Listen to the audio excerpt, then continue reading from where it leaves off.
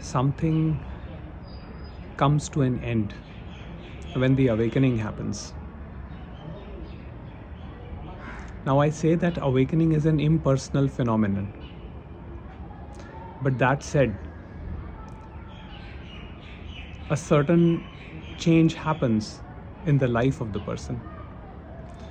And the first thing is that you see a dent in your world of illusion, which can be quite painful. Because all the ideas, the theories, the concepts that you believed in,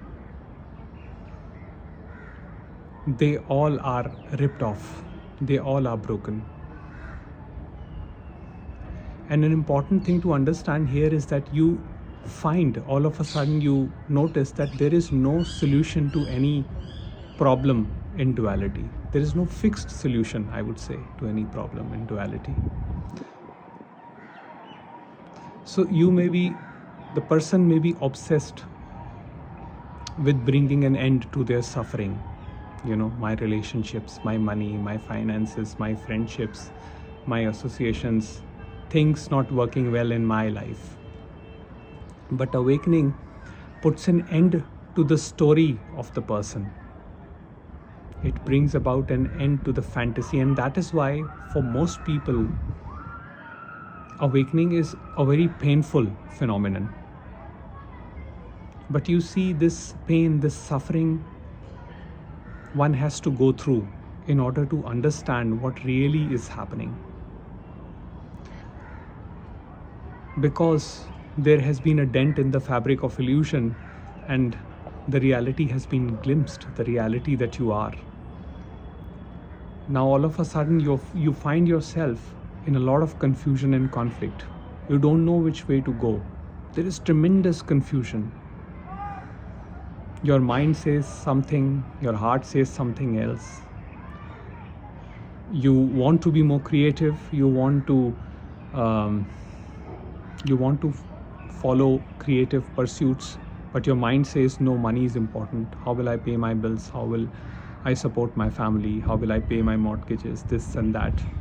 So there is a lot of confusion because we are still trapped in the world. But at the same time, we have seen that the world is an illusion. So we know that we are trapped in an illusion. And that thought is painful.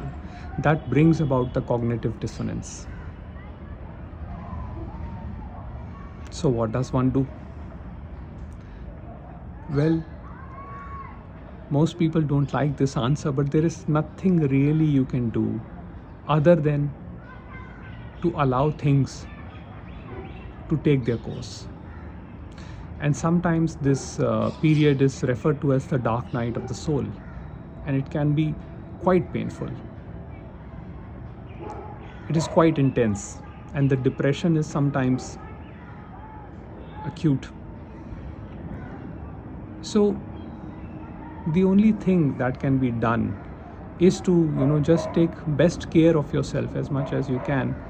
But in the end, nothing ever helps other than dropping the resistance and accepting the situation the way it is. And that is why Ramesh Balsekar said that for him Advaita meant acceptance of things the way they are, which is a very difficult thing because there is no way to see it that way. It is only when the mind gets to know its illusory existence and body adapts accordingly, that person finds some relief, I would say. But even then, life is a continuous cycle of pain and pleasure. It does not take away the pain, but yes, it takes away the suffering. You don't suffer as much because you know that the suffering is part of an illusion. It is a part of an identification with being a separate entity with a name and form, separate from others. So that separation ends.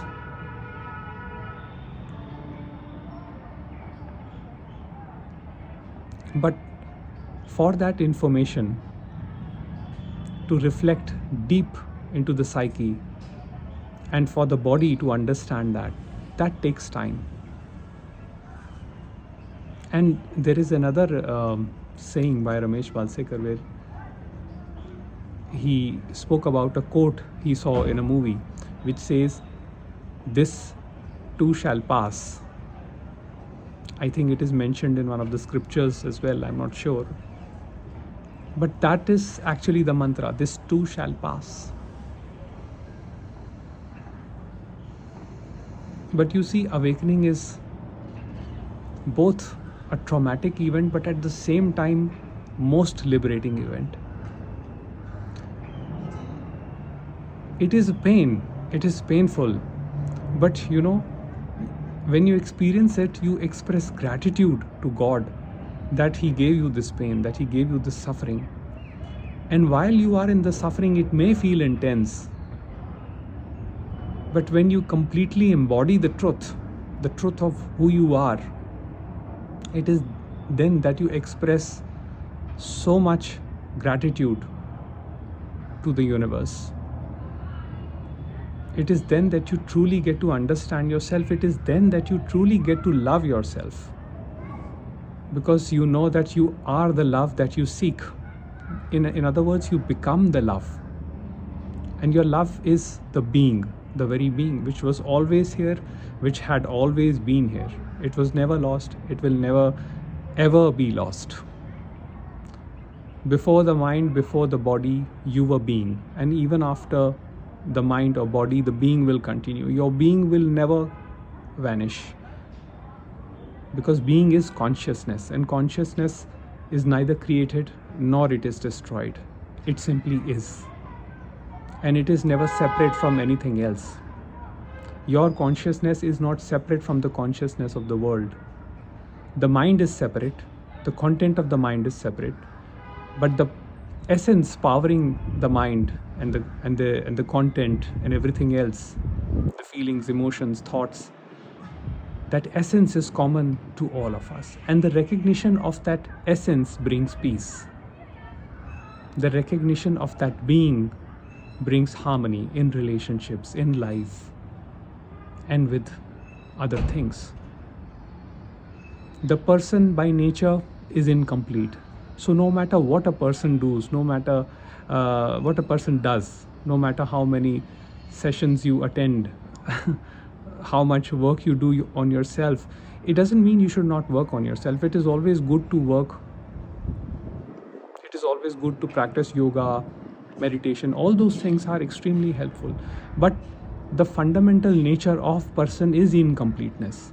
Once that is understood, once it is understood that person is an illusion, the sense of separate existence is an illusion, that brings tremendous freedom, tremendous relief.